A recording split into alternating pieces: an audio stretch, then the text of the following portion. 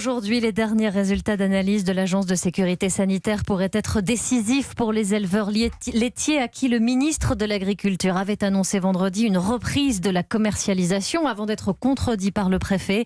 Des rebondissements et une incertitude insupportable pour cette agricultrice qui s'est confiée à Théo Manval pour Europe 1. Nous, ça a été un week-end horrible, parce que ça fait 3 jours de lait supplémentaire qui va à la fosse. Comme tous ses collègues exploitants laitiers, Aline Catoire espère la fin du faux espoir ce matin. L'ANSES va-t-elle autoriser la reprise de la commercialisation du lait ?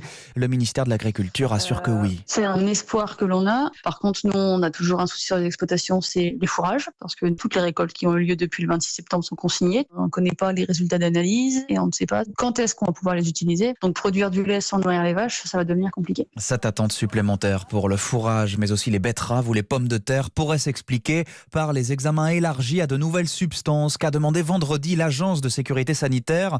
Autre question ce matin, quid des 50 millions d'euros promis pour indemniser les agriculteurs ? À ce stade, c'est l'interprofession, donc en partie les exploitants eux-mêmes qui se viennent en aide. Jocelyn Pesqueux de l'interprofession laitière de Haute-Normandie. C'est exactement ça. C'est les exploitants qui s'auto-organisent, mais aussi les laiteries et depuis peu la grande distribution pour un drame pour lequel ils sont pour rien du tout. Et là, il y a un vrai ras-le-bol. Depuis l'incendie, 800 000 litres de lait sont jetés chaque jour, soit un préjudice total, estime l'interprofession, de plus de 5 millions d'euros. Précision signée Théo Manval pour Europe 1.